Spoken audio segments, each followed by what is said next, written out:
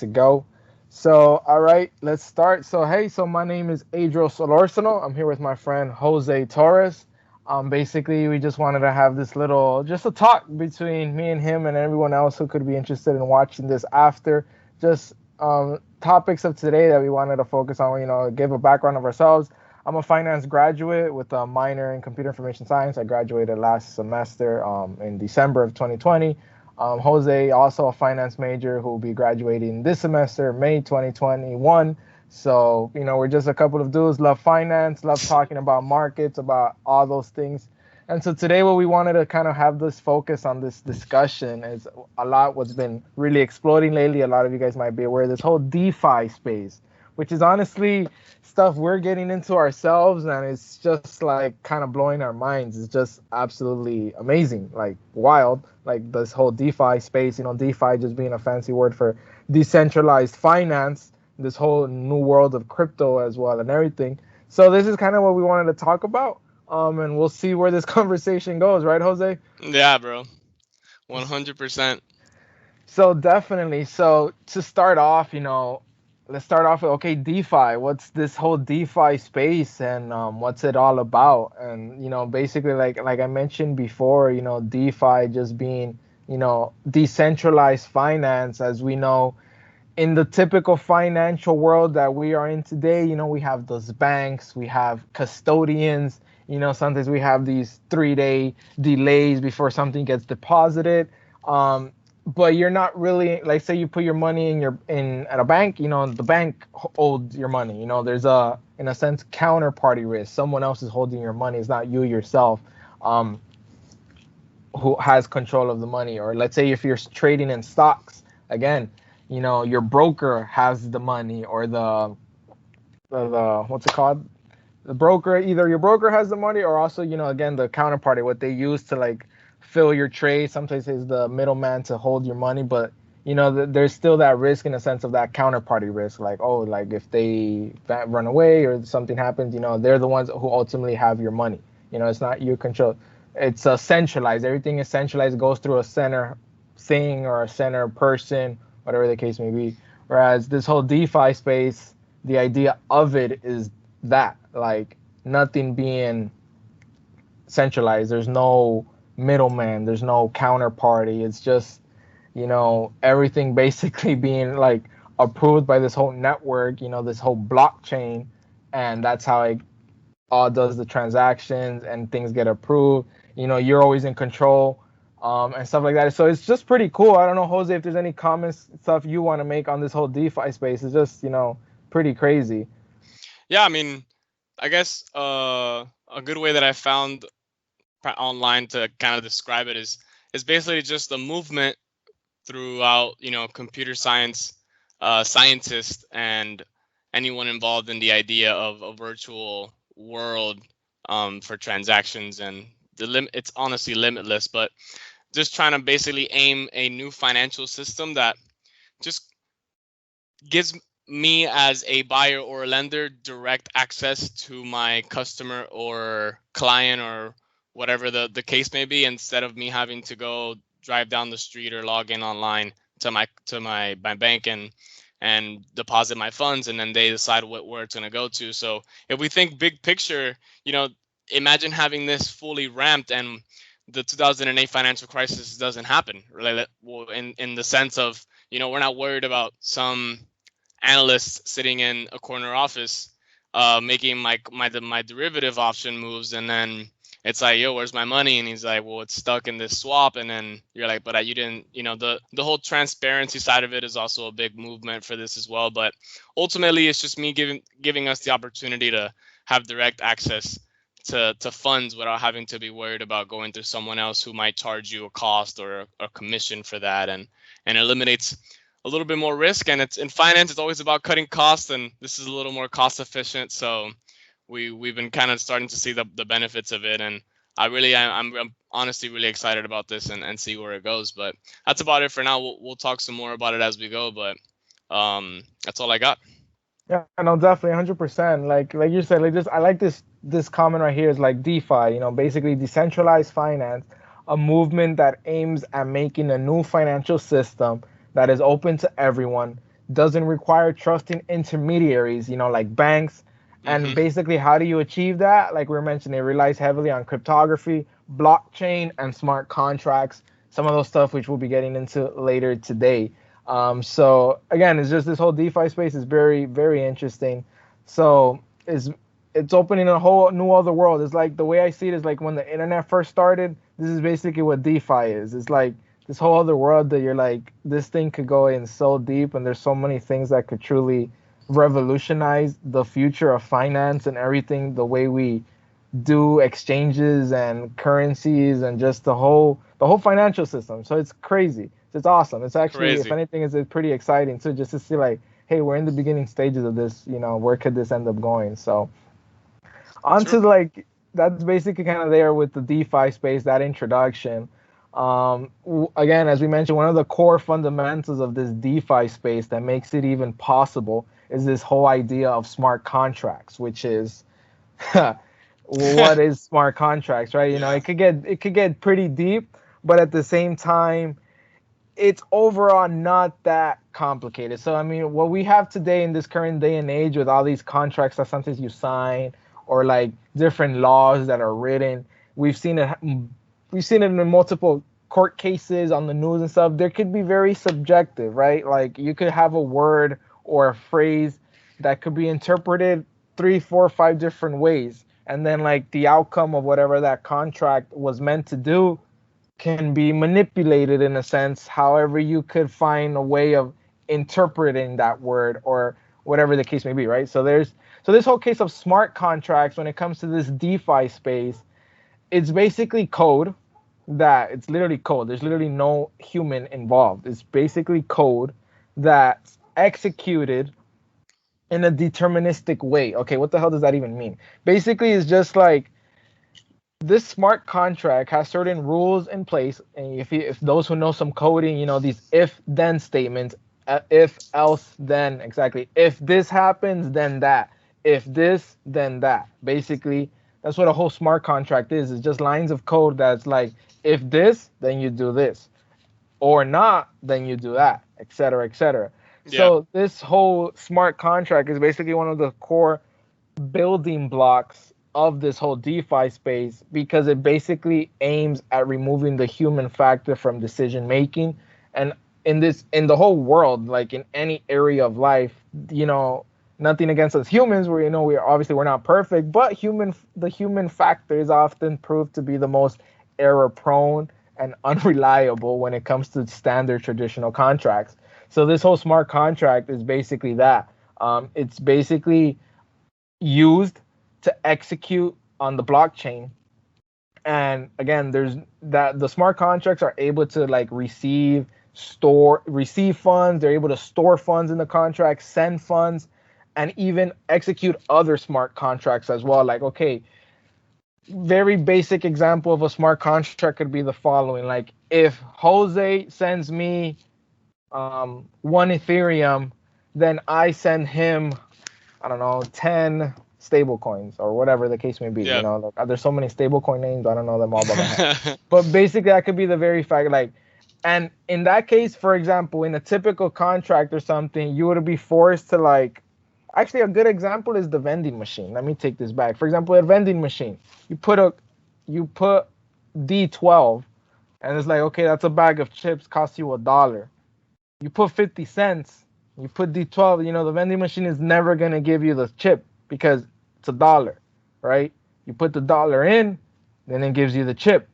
If you put a $1.50 in, then it's going to give you the chip and your change back, and it's going to know what coins to give you back depending how it was programmed to like get rid of which coins it wants to get rid of the quickest. And it's all very deterministic, very, if I have $1 in, I give you the chip.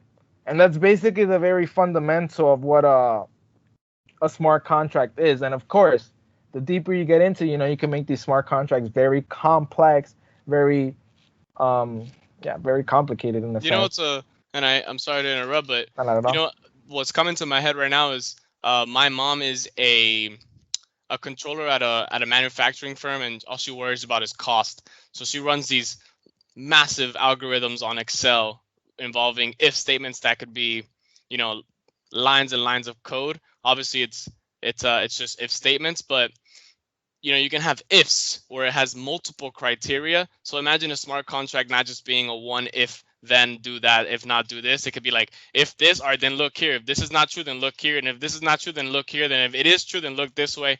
And that could go on. That's what these developers that are actually writing these contracts, they're basically trying to build the most specific, almost to human replica type of idea of a contract between two parties or a group of parties that can meet all of the criteria that a lawyer would basically have to write down word by word on a 150-page document, but on code, and it executes instantaneously instead of you having to say, well, there's an issue, let me call my lawyer. It's like, there's an issue, it got executed, and it's irreversible. So that's that's the other cool thing about it. Like, once you, for example, a computer is built on all of this stuff, just not in this particular contract side of it, but there is a quote unquote contract between me and my computer that if I press don't save, the computer is not going to save, because the protocol behind that is like, once I press this button, if this, delete, so all of that is already in our lives. So if, for someone that might be thinking like, oh no, this is like some different level of there's too much going on. It's like, the truth is we every day interact with these quote unquote contracts or just logics between you and your technology. You press your Face ID and it does it. And so it's already part of our lives. And that to me is the reason why I feel like this really is the future, because it's not going to take that long for us to just, accept it in that sense. But that's just another, the vending machine one is nice. Yeah, and what I like what you said is like it can be changed, because like with typical contracts as well, like you could like append it or make an amendment. With these smart contracts, once you execute them and like run them on the blockchain, whatever blockchain, the Ethereum blockchain, Bitcoin blockchain, that's a whole other topic for another discussion. But once you execute the smart contract and run it on the blockchain, like it's immutable. Like you can't change it. It's not like, oh crap, I messed up a line of code and I need to edit it. There's no way to edit it, which is why, a lot of these smart contracts, they're tested multiple times with developers, like the people behind the contract, to make sure there's no security flaw or this and that. And that's why we've seen multiple times, for example, in like other cases, that like in previous news, you've seen it, like certain hacks that might have happened or this and that. And that was sometimes due to just, again, this whole DeFi space is brand new. So we're all like, everyone's still like, everyone's learning in a sense, like, and there's been a couple of hacks that have happened in the past of this and that, just again, because there were certain flaws in the smart contracts. So, but then, once they go through this whole like security analysis, making sure there's no flaws, then once you run it on the blockchain, it's immutable. You can't change it, which that's again, just makes it, some might be like, oh, that might sound like a bad thing, which not really, because once you really understand it, that, hey, again, if you've tested it and like there's no flaws or no errors in the code and anything like that, then it's always going to run as it's supposed to. And there's no way like someone can go around it to try to maybe, try to like make it seem that I sent less money than I was supposed to receive, or received more money than I was supposed, stuff like that. So it's all legitimate. Hopefully that makes sense, which is something like, again, which is pretty cool. And I'm sure like, because the first time I started to understand the implications of this irreversibility of these contracts, it's like, well, I can already, foretell significant risk of just pure error on the human side of things, right? But it's proven that as we work as a team, when you work in a group, error significantly starts to diminish as more brains are put together. And so a group effort will always be more important than a single person's effort. There's less likely of a chance of you making a significant error. But along that, I mean, we've been, error prone since we came out of the water, let's call it. So if there isn't any, like, if your first question is like, oh, there's the human side to this and that, it's like, we're going to face issues like that forever. Technology is just another way of us to try to, slightly increase our chances of it not coming. If it's just, well, this code is that much better than it was before. And, how often do you see your iOS or your Android software send you a new upgrade? That's them over there spending months and years at a time trying to put together the greatest software that's going to eliminate that slight bit of chance of there being some type of cyber attack in this case, right? And we just saw one of the biggest ones with Microsoft, but that's another topic for another day. But I think besides that, and just to kind of, I guess, for me personally, when I saw this tab, that when I watched that video, and for those that haven't watched it, it's a dope video. It's called Code is Law. Thank you for sending me that, Adriel. He mentioned that, like, just a quick list of the pros and cons of a smart contract. I'm pretty sure you saw that. And the ones that like come quickly off to me is just like the fast and precise. How many times one of our professors, his name is Dr. Merrill, and he mentioned people would move from wherever they were or wherever their trading office was, and they moved to the building right next to the NYSE, the New York Stock Exchange, just to be plugged in direct into their software to get that slight nanosecond of a trade quicker in, right? So in this instantaneous life, let's say we can call it, let's say you need money to fix something in your house that broke today, and it's worth a significant amount of money that you don't have free cash right now. Wouldn't you want to have that right now, like as of this moment, right? So I think those are the cool sides of it. And then the other side of it is like how we just talked about the software bugs, and there's always going to be some type of regulation on all this stuff. People feel the need to try to control, and sometimes we do need to. But again, I think eventually the point is for this to be self-regulated. That's what whole DeFi is about. Yep. Exactly, the self-regulation side of it, and that's still, it's not going to be the computer writing these, let's call, self-regulations. It's going to be a group of effort from us on this side of the spectrum, trying to put together the most quote unquote fair contracts that regulate themselves instantaneously without having us to say, no, I changed my mind. It's like, well, this is what we felt was fair in that moment. If we need to change it again, it has to be something significantly that moves it to the future, right? Let's call it. But again, most of these problems are things that we face day in, day out. Yep. How often do we have, new legislation come in and change things completely around, or, all this other stuff? But the truth is that I feel sometimes a lot more comfortable with data. I think data has a lot to say, and we've just started to tap into the power of big data, let's call it. And it should be interesting. I'm really excited, but again, fast and precise and secure. What else could you want from something that's doing it basically for you right there in the moment? Yep, 100%. And like, aside from that, okay, so that's like one of the core fundamentals, core base of what makes this whole DeFi space possible, these smart contracts. But like, what else could you do with it? Okay, decentralized finance. So to have a true financial system, a structure, it's not just about being able to like, get your money from one place to the next, right? Transactions, but you also need, lending, borrowing, obviously trading, like market exchanges. So it's like, okay, all that, like, how does DeFi make it possible? And just to get a little bit into this whole lending and borrowing in this whole crypto space, which is something that just blew my mind. There's this one place that's called Compound, right? And that's basically it's a crypto space that allows you to lend and borrow crypto. And if you're lending out your crypto, you could like, gain some interest on that. If you're obviously borrowing your crypto, you pay interest on that. And it's just super cool because some of the interest you could get on some of these coins is much higher than what any bank could offer you or will offer you.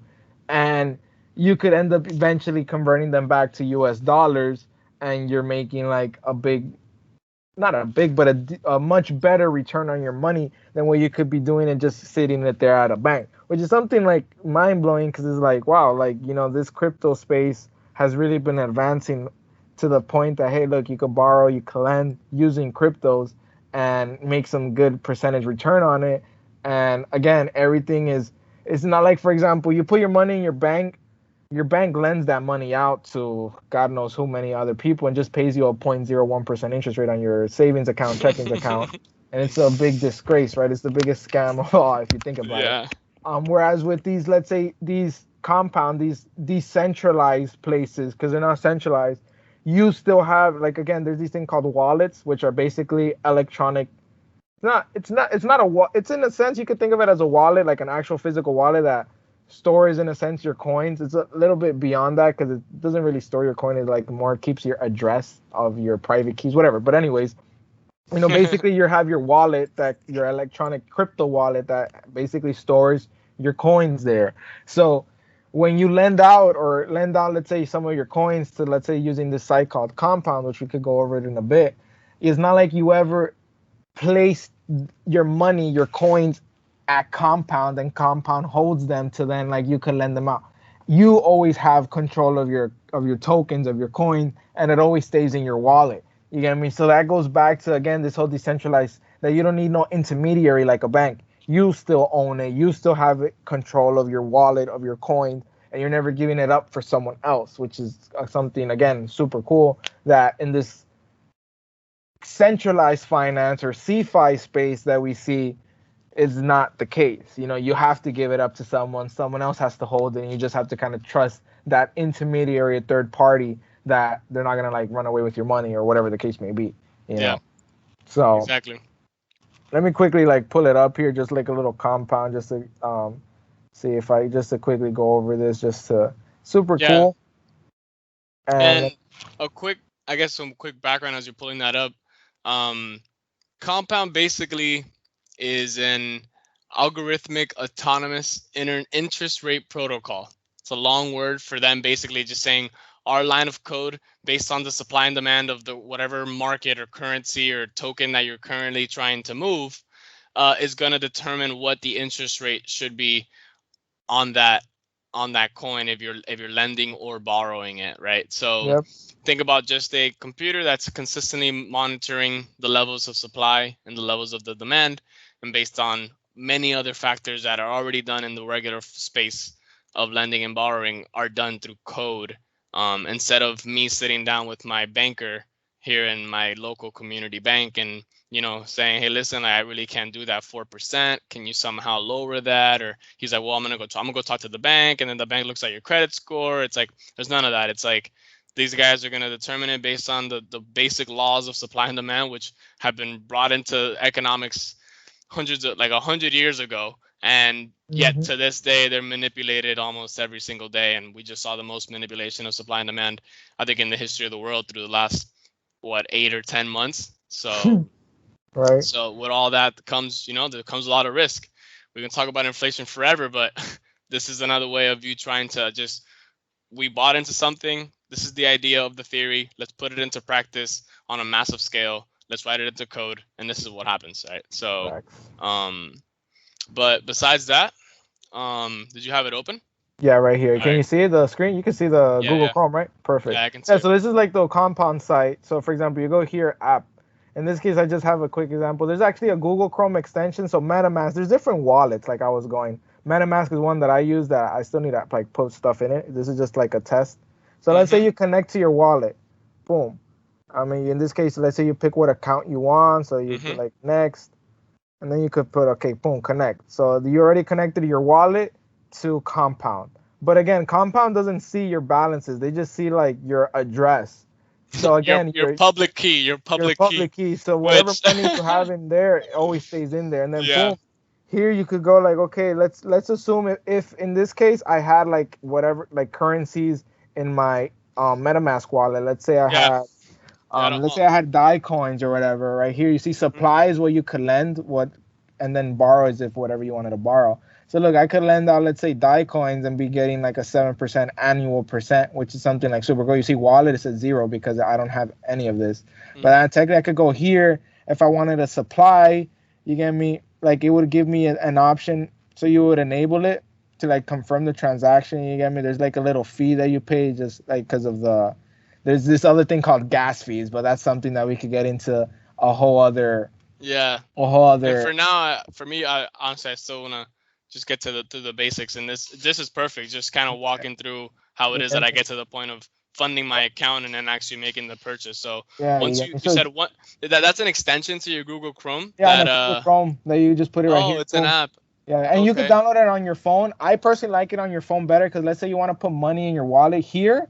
Uh Like if huh. I wanted to, let's say, put buy, like let's say I wanted to buy Ethereum, you see, I could use this Rare, whatever it's called, which is let's use a No. debit card or whatever. Or if you have direct Ether, you can transfer from another wallet. For Yeah. me, I like it on my iPhone because like on my iPhone because it actually lets you, let's say, buy it directly through, like if you have Apple Pay set up. I Oh, personally have really? Apple Pay set up on my phone, so then I could just buy directly whatever amount of let's say Ethereum, ETH Yeah. or whatever. Like in this case, this MetaMask is an as you can see here, it's like an Ethereum based wallet. So it's like it's based off of the Ethereum blockchain. So whatever trades on the Ethereum blockchain, all these different coins or whatever, Yeah, you could exactly. like buy it or like sell it, etc. So then Uh-huh. you could buy, let's say, you know, whatever coin you want, and let's say I have already DAI coins in my wallet, then I could, like I said, you connect it, you fund your wallet with whatever amount of money you want to put in, and Mhm. then from DAI here would give me, let's say, like here would show me a balance if I had some balance, and then I could put Mhm. enable, and then it would just automatically let me, basically borrow, like lend my coins out to the blockchain, and then here would show me the amount of money I have, like that I have in supply that I'm lending out, and here in real time, it actually would be updated in real time the amount of like, 24 hours a day too. 24 yeah, hours you a get day. me. Yeah. So it's something super cool. You get me? It's like wow, and then there's all these different coins that you could like lend out, supply if you want to see. Some of the So then, biggest ones what is happens to your coin once you put it in? Where does it go? so your coins stay actually in your wallet. They never leave your wallet. And then Compound gives you their own token. It's a C token. Uh, Yes. and then that basically just is like your receipt in a sense. It's like, oh, this is the proof that I'm lending my DAI coins on the Compound. And these are all smart contracts, by the way. Yeah, These are and everything's a so they're smart contract like that. irreversible. Yeah, like once they say on Compound and you go into that quote unquote agreement that this is how much Seek tokens we have granted you. That's it. They can't come back and say, oh no, we messed up. It's like it's over with. Yep. There's no period of grace like when it comes to like right now with your broker, you execute a trade and there's like a settlement period that could be 2 days. And in those Yep. 2 days, crazy things can happen. We just saw GameStop, some of the craziest things that happened, right? Hmm. So none of that is actually possible through this. Like Exactly. the Robinhood, and I hate to say it, but Robinhood couldn't just freeze trading because they feel they don't have capital reserves to pay for something. Like this is instantaneously Yep. happening. And you see, so in the Ethereum block, apparently like transactions are like updated like every 13 seconds approximately. So literally every 13 seconds, you see your balance like changing as you're earning that interest. And as you can see here, you can withdraw your principal and interest anytime you want. So it's something super cool. You get me? Something that I've been wanting to try out myself. And Yeah. I definitely want to get into it just to like, hey, what the heck? It's a new world. Why not? You see, when you supply your assets, you receive C tokens from Compound in Uh exchange. huh. C tokens are ERC tokens. Basically is just any other token that's not Ethereum that trades on the Ethereum blockchain. To keep it like super super simple. Someone would Yeah. check me on that, but like to keep it like super super simple, Yeah. let's keep it at that. And then you see your interest starts accruing, and then your C tokens are redeemable at an exchange rate relative to that increases over time. And so anyway, if you and whoever wants to get like much deeper into it, you could they have a docs. They basically explain everything I here. mean, it's C like tokens, if you're and if so you're a they're forex pretty. trader, it's like if you're a forex trader, this is Yeah, basically around the same thing. Like yeah. there's a base currency that has to come all the way back to you. So Yep. whatever cross rate exchange you're gonna have to do is what's gonna happen along the way. And at this point, we're expecting those that are listening to be a little bit more advanced than just finance 101. These are topics that require a little bit of knowledge just because of the fact that we're diverging far from any type of fundamental. This is a lot of computer science involved, Yeah. and the truth is this is the future. So I highly suggest you start getting a little bit into it. But Facts. basically, and then just to kind of take it to the next step of the quote unquote supply chain, right? So this is that we just talked about the personal one. So then what happens now when they take my coin? Then that goes into I think that I read a market, right? What's that market's called something, I believe. I think it's like something liquidity or something like that. Oh yeah, yeah, yeah. So basically, so that would actually be getting into, let's say, like Uniswap, like these liquidity pools and so forth. So we could talk about that. Yeah, no, We no. could move But we on. don't just that's just the next step. It goes into a pool of money, and then that pool of money is available for those that want to borrow and lend, I want right? to So like borrow at a land or personal just buy level, it and stuff. exactly. If you're just doing this for yourself, then you're not too you don't want to be too far away from understanding what's happening on that side. But most of the time, you want to be worried about what's happening to your account, which is that website we just saw, where you see how much you supplied, how much you borrowed, your net, whatever, what coins are trading, what Yep. your wallet looks like, and all that good stuff. But again, the power into all of this, and it seems for me at first it was like it seems kind of sketchy, right? It's like what? But the truth is, once you start understanding the technology behind it, you're like, wait, this couldn't be more secure. Yeah. Like there's so much that has to happen that the computer or the algorithm has to read in order to accept you, that it's almost not impossible, but it's like it's really difficult for me to, you know, um, commit fraud or identity theft, right? Mm-hmm. Because these numbers are coded and then encrypted and then unencrypted and then coded again, and then it's like a new number that was not anything near.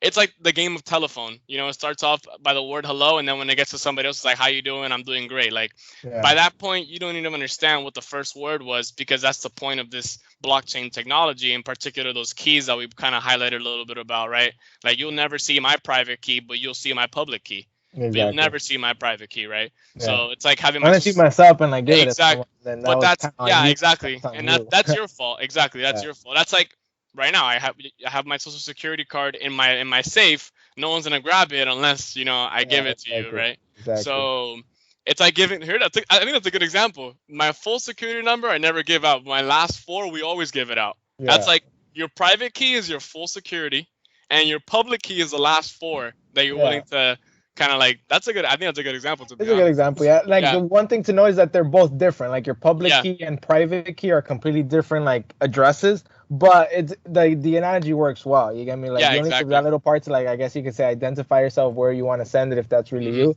and then the private is the one that you just don't give out. Yeah, facts. Exactly. So, and all of that, it's already these. Remember, these nothing is truly original, right? Everything is backed up through something that's happened before. So these ideas, it's called finance because it's still finance. It's just using more math along the way, right? So and computers in that sense, Yeah. and code and all that algorithms and stuff. So although we do get in my perspective, we get scared of change. The true change is going to happen, and we either have to be able to understand and accept it, or kind of fall off to the right while everyone's driving left, and you're, wait, what's going on here? So I think, and just because I have it in my mind right now, I think worst case scenario, Bitcoin becomes an inflation, or all these cryptos become inflation hedge protection type of commodities. I think it's too deep into it already for you to say Bitcoin goes away or any of these cryptos goes away. I don't know how you feel about that. And then unrealistic, let's say next level, I don't know how many years into the future, cryptos become the currencies of the world. That's something that I've yet to really see if it's possible. But at a base perspective, this becomes even more prominent. Like trading and having your wallet, just having your online wallet becomes much more integrated into our society through the likes of Apple Pay, and or paying things digitally just continues to rise. So it's here to stay, and I've come to terms with that. Before I was like, damn, is this really a thing? Like this $60,000 for something that I can't even physically see with my own eyes. But Yeah. truth is, once you understand or you start to like look into it, it's there and it exists. It's real. It's not tangible, but it's definitely real. Yep, 100%. So it's something amazing. You get me? That's just like one little example.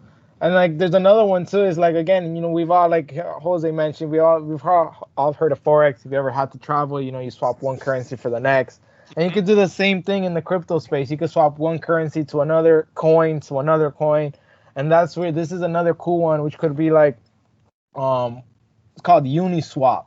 So Uniswap, it's a DEX, DEX. What the heck does that mean? It's a decentralized exchange. A typical exchange is for those who like might know about stock market exchange and stuff. You have a centralized exchange. Um, you have a market maker that basically tends to like is always there to like execute your orders if there's no other buyer. You have an order book that you can see all your buyers' prices, all your sellers' prices. Once they come to an agreement, then a trade happens, right? That's a typical market maker order book type of exchange, listed exchange, centralized exchange. Whereas here, Uniswap, for example, which again I'll pull it up in a bit, that's a decentralized exchange. So let's say there's no middleman, there's no like counterparty per There's no se. bid to ask spread. You get me? Like stuff like that. And Yeah. again, it's all by smart contracts, liquidity pools, which that we could save that for another day because that's a whole Yeah. other topic that's really Yeah. heavy. Could be heavy, but and then you could be swapping out your tokens for one token to the next. Obviously, you pay a little fee because there's all these gas fees when since you're in blockchain that you have to pay, and you could just do your swaps and it happens instantly. Unlike let's say with like a typical, you go to the airport to swap out your USD to euro, you already know they're so jacking you up in the sense of like the exchange rate they're giving you is way higher than what you would like see in like if you go to some I don't know about Europe, but let's say in my case in Nicaragua, my parents are from Nicaragua. Like I could go to Nicaragua and there's like certain places I go to that there's like people exchanging dollars for the local currency, which is called the Cordoba or pesos, right? So the exchange rate that they'll give you, it's a much better exchange rate, meaning you're getting more Cordobas per dollar than let's say if I were to swap it at the airport, that I would get way less pesos for the dollar that I want to swap, right? You already that bid ask spread, they're making money off of that. In this case, it's not like that. You get me? It's all like there's no let's say counterparty per se that you're exchanging it with. It's like a smart contract, but it's still cool the fact that it just happens like instantly without really worrying have to watch about like are they really giving me an accurate price or is it like could I go to somewhere else that has it a cheaper? It's not because again it's all by the blockchain, it's all verified by the blockchain, which is something pretty cool. So it's just another way to just handle currencies, handle money Yeah. that's like something you never really seen before. You So it's get you like get best of both worlds. Like from that scenario, you get the safety of getting the airport being whatever the most trust friendly service, and then but you get the benefits of going to the local person that has a better rate. So it's like the smart contract gives you better rates and trust. Where yep, in this case, if you were gonna not trade it with the airport, you're taking a little bit extra risk that that person might run away with your cash right when you get there, and then yep, you're like, damn it, what did I do this? yeah. So you get me. So here's this cool one. So again, it's on the Uniswap, which is like as you can say, decentralized trading protocol. There's no like centralized exchange. So again, if you want to get deeper, you can read the documentation on that and get a little Which is deeper. another great thing about all these sites. They're all super clear about like the documentations and the white papers, and if you really wanted to learn about exactly what's going on, that's all a part of it. It's like you try to go online and read a disclosure statement from JP Morgan Chase. You're gonna Yep. blow your brains out. And for example, another cool thing about this one, because this is like a decentralized exchange, if you wanted to be a liquidity provider or a market maker, like in a typical financial exchange world, you would have to go through so much verification or this or that. It's like basically impossible if like I wanted to be a liquidity provider in Oh, the I New need a York Stock Series Exchange. 7, You Series, get yeah, all me? that You get stuff. all Yeah. these crap, right? Yeah. With here, like a pool, I could become my own liquidity provider as like if I wanted to. So I could like again, that's where it goes into liquidity pools, which we're not going to get into that today because that's just a whole other thing. But I could basically become a liquidity provider and any of these different liquidity pools that exist on Uniswap. And as you can see, I get a little fee of all the trades that happen there too. But again, it's all governed by smart contracts. So it's not like, oh, there's not really a way to manipulate it because again, the deeper you get into it, if you understand the math behind these, like the way these liquidity Yeah. pools work, it's like there's just no way to like pump and dump or this Or and that as people negotiate, or you get or me. like So let's it's say too I know cool. Adriel's the head at Citibank, and I go up to him and say, "Yo, we've been boys forever. Let me get a better rate." There's none of Yeah, that. There's none of exactly. me There's that none of like. that. There's no way of the big boys coming in and saying we're taking over. It's like Yep. well, you can. I mean, I'm gonna get my price and you're gonna get the same price. It's like thank you Uh, for coming. You know yep. what I'm saying?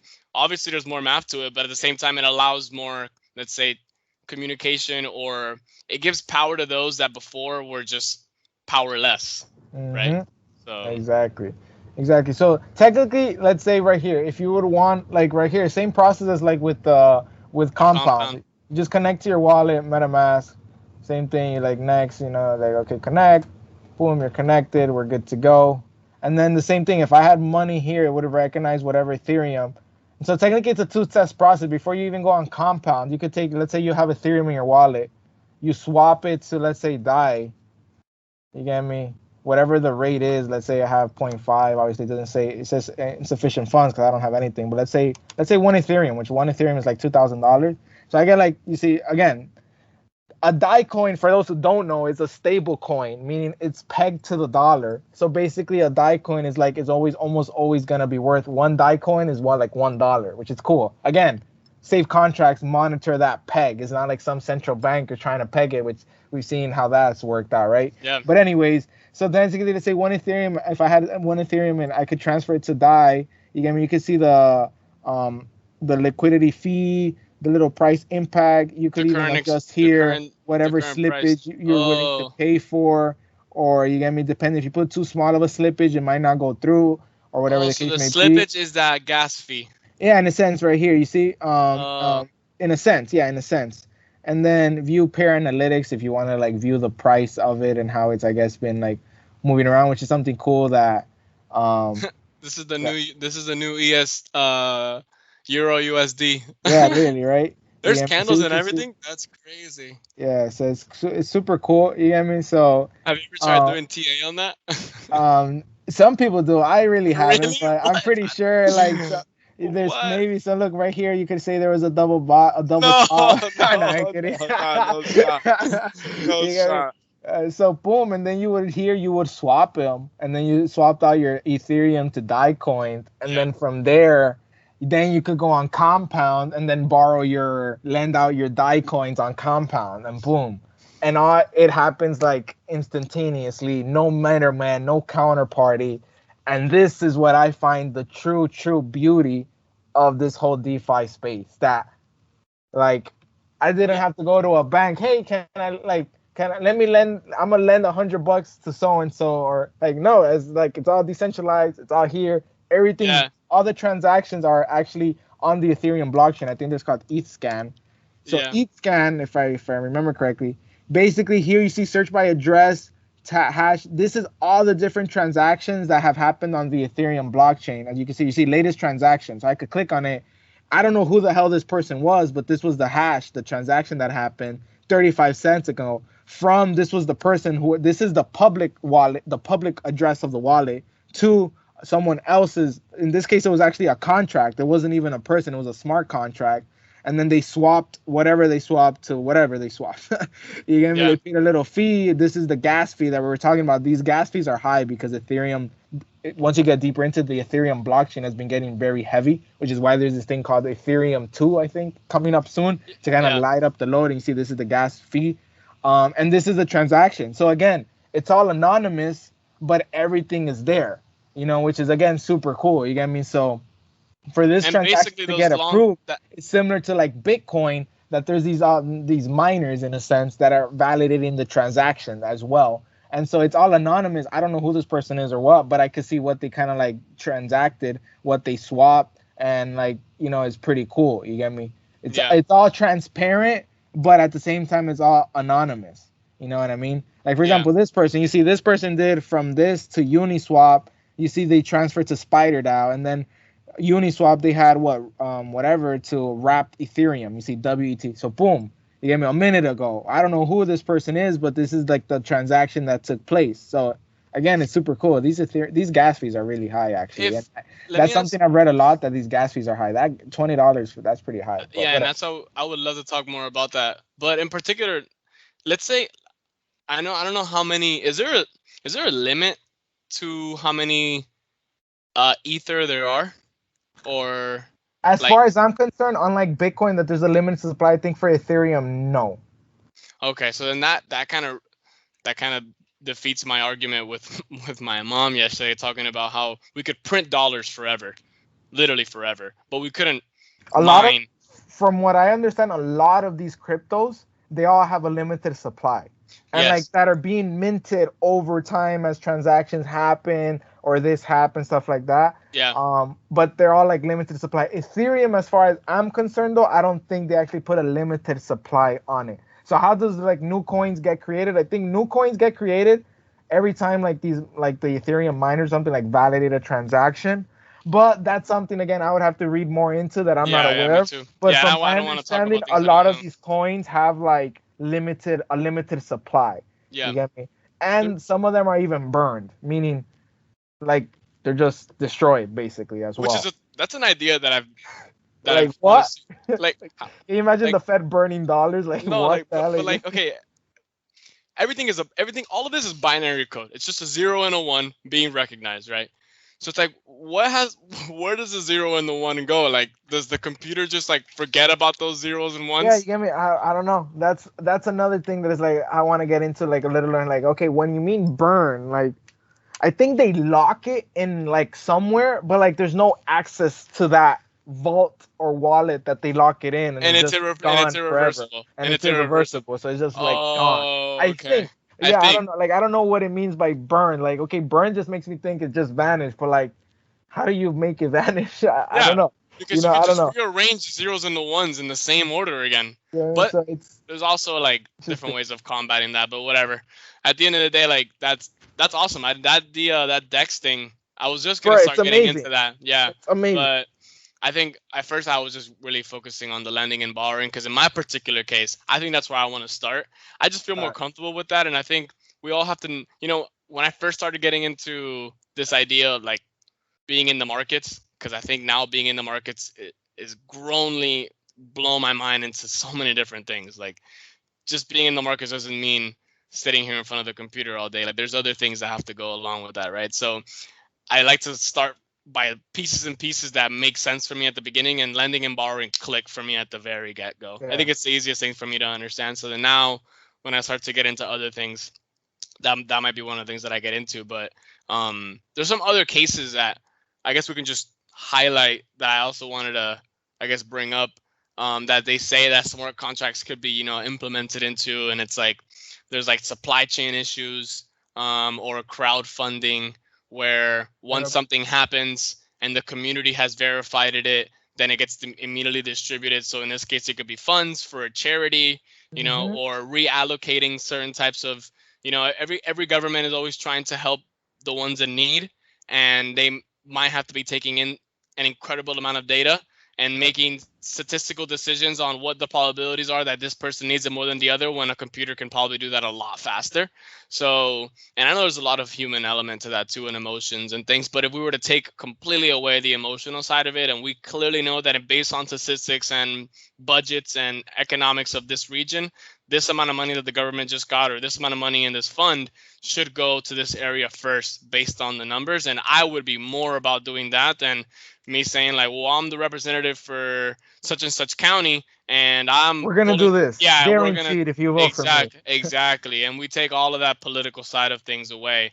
And we can always start small. I think everyone tries to put this idea into a massive scale, like a World Bank type of situation. It's like the point isn't to go that big. It's to Yeah. start small here. Maybe your community. You all decide to say, look, our community is going to have a trust fund based on crypto that once we meet these goals, we get an upgrade to our roads, and it's going to be paid for through this fund. It's like that's the type of thing that we start at, instead of just saying, well, the president's going to have access to cryptocurrencies and he's going to make Yeah. decisions like that. That's not going to happen anytime soon. Yeah, I mean, it's like But right now what we just pulled up, that ETH scan that you can see all the transactions. yeah, Imagine something like that. I mean, like you said, that's bigger scale. Who knows if it ever happened? But like, if that could actually happen, let's say for a county, Miami-Dade County. We're in Miami for those who are. We're in Miami, so Miami-Dade County. Imagine we could see all the different transactions truly. So it's like, okay, are you really using these funds for what you said? yes, And that exactly. just brings true transparency, and it's just amazing. And again, it's transparency, but yet there's no like middleman, because again, if you're seeing that, that would all be a blockchain. So it's a Yeah. whole network of people approving that, okay, this transaction really took place. Because the government could just be like, and again, I don't want to get political here, but if the government could be like, oh yeah, we did this, when maybe they really didn't. But how will we know? We Yeah, don't. So that's just exactly. something that, like you were just mentioning, the whole politics that could just change how politics are run and done in the future, which is again just the Hmm. beauty of this whole DeFi space, which is just Yeah. amazing. Yeah, And man. that line of hash that we saw earlier, that it looks like a bunch of random numbers and letters, but that gets reorganized and read, and it's something. It's called your, basically it's like my signature on it. So it's like your digital signature. So let's say the Miami-Dade public school system has a specific public key, and then the Miami-Dade police department has another specific public key, and they're committing to certain causes. We would directly see their signatures online going to the area that they're saying they're supposed to be impacting real time, right? Wow. It's like right the day it happens, at the exact second It happened. The money was transferred. Now we hold the person that has the money accountable, because the police can, or whatever the lender or whatever party starts it is like, look, here's our proof. We sent the money, literally right there. It's like, now we know they have it, and that is completely valid. You cannot, with one of the things that I saw that involves laws is like, with a digital signature, you can't lie and say I never got the signature. The signature is public, so you cannot say I didn't sign. It's like, we saw you sign. So if someone receives money, it's like, oh, I can neither confirm or deny. That's like, it's like, well, you confirmed it because you signed it. It says it right here. It says it right here. Or because a signature, someone can forge it perfectly, and then it's like, well, I never signed that. It's like, how do we know if you signed it or not? It's like, well, your public key is specific for you, so we're all gonna know that it was you, right? So that's a super dope part about it, right? And I think sometimes we put too much trust into ourselves, when sometimes we need a little bit of non-bias, and the best way of being non-biased is ifs and thens. Ifs and thens.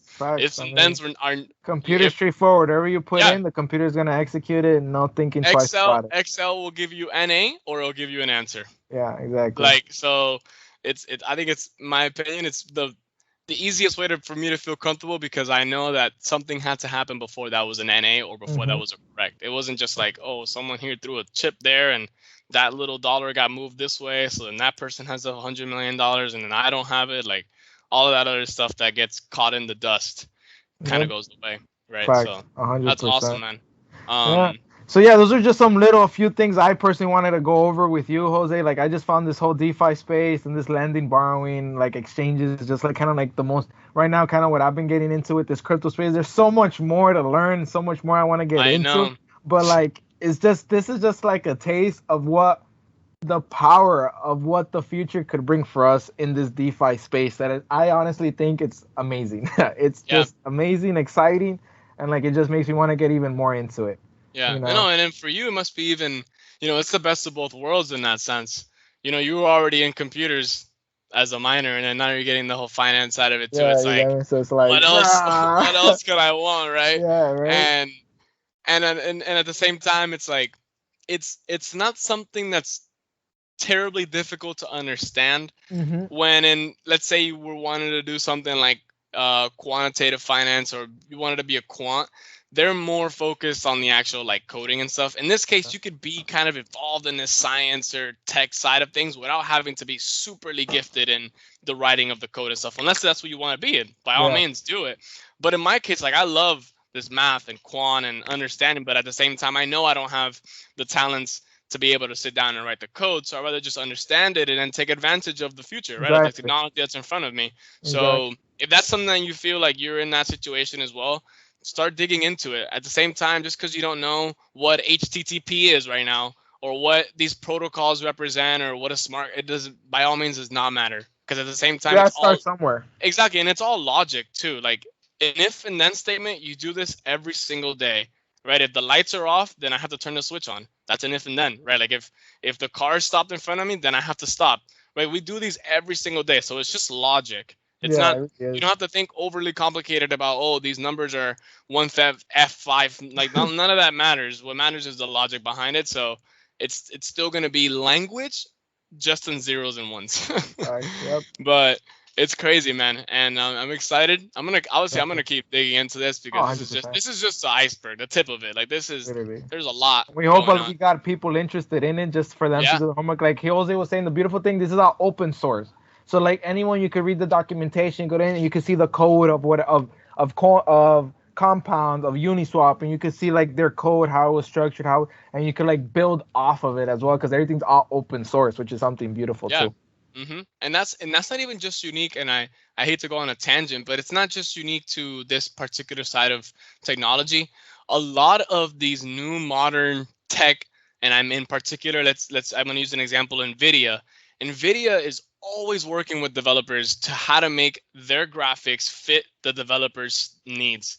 Like, that direct communication, instead of just them saying, here's our unit, if it doesn't work for you, I'm sorry, man, try it again next time. They actually go and reach out and say, hey, EA Sports, like, what do you guys need in the new 2K22? Like, what's it going to make it? Yeah, and that's the point, right? So a lot of that comes and has built to the point that we are now, where the transparency, although for some might seem like, oh, anybody can go in and write the code and rearrange it, it's not that easy, right? First of all, and second of all, either way, it there's a lot of accountability being brought about, so you have to hold others accountable.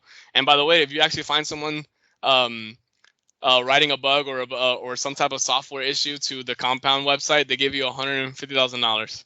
Oh, there you go. Yeah, there you go.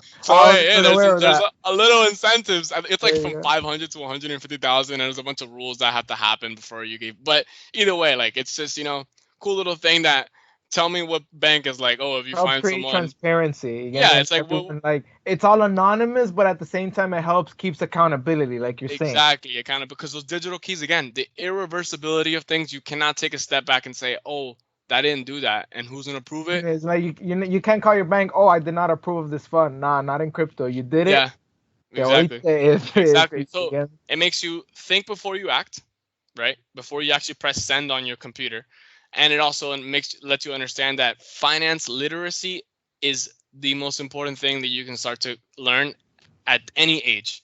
Whether you're a child just starting to learn what it is to go to the store and buy a Coke with you and your friends, or you are a 55, 65-year-old getting ready to retire, what type of financial literacy decisions you need to make. So I think that is the most important part of all of this. It's like learning to understand the truth about what's about to happen before you do it. Yep. So it's dope, man. I'm excited. It's gonna be dope. That's all I got. I know we can talk forever, but I don't want to, overload anything, but I appreciate the video. I appreciate you, Jose. It was great, man. Let's definitely do more of this in the future, and let's see the next time what else we talk about. But this is one of many conversations we'll definitely be having. This was great for 100%, sure. 100%. This is the beginning. This is the beginning. 100%. I'm gonna end up by the way, guys, if you guys want to follow Jose too, I'll be posting this on YouTube as well. So if you guys want to follow Jose, what's your Instagram? So my Instagram is investing with Jose. And it's investing with Jose. But I think the G is not there. I actually have to look at it, but I'll make sure to put it in the link on the YouTube. No and problem. If you guys want to follow me, I'm a very options trading guy, so my a lot of my page is related to that. Solo options. So for those who want to follow that page, we'll put them both in the link. But now this was a great discussion with Jose, and so we look forward to you guys found it engaging or helpful in any way, shape, or form. Leave comments down below. Leave any questions or things. We're still learning the crypto space ourselves. We're no experts by all means, and we don't even we're here and saying we're not experts. So if anything we might have mentioned wrong or like is not the way, feel free to mention that in the comments. Yeah. That's how we learn. That's how we all learn. Yeah. So again, thank you so much, Jose, and let's have and until the next one, whenever the next one is. Appreciate it. For sure. All right, my man. Dale, let me stop recording.